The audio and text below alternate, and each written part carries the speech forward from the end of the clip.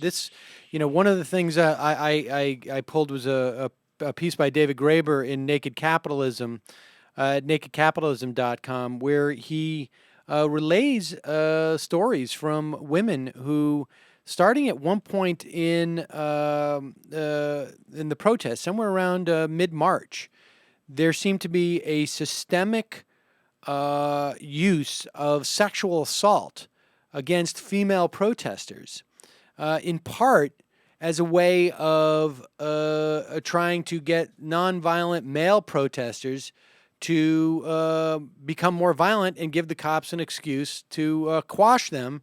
And then I saw these retweets from this Sean Carey sort of talking rather cryptically about an incident that he was subjected to. Just tell us what you know about that. I know it's probably not much, but just tell me what you know.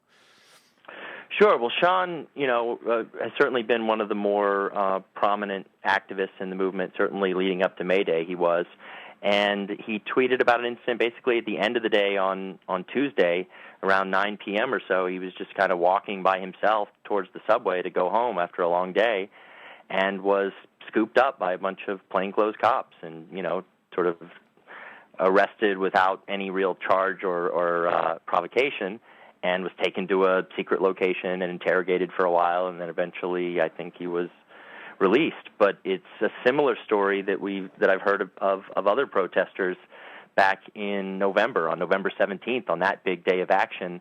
A similar thing happened, and it was reported in a story by Colin Moynihan in the New York Times, a girl named Kira he wrote about, and basically the same thing happened. They just came in an unmarked van and showed up in the morning and snatched her and, took her somewhere in an unmarked room and questioned her for hours and hours. And, it seems to be consistent with these scare tactics. I think it's really they have a hard time identifying who the leaders are per se, but some people, just because they're present enough or at least vocal enough in certain situations, they target them. And I think it's just designed to try and get people to step back and not be so active in the movement. And what happened in November to Kira is that right now she sort of has taken some time off, and she got a little scared. And in fact, Sean said that he's doing the same thing. Exactly.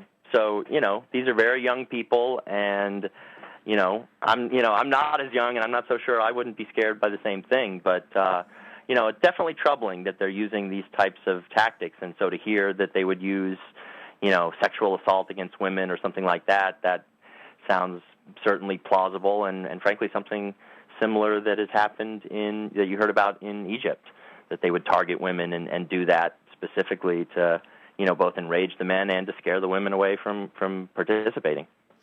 Jeff Smith from Occupy Wall Street Media, thanks for getting us up to speed on this prop and these other stories.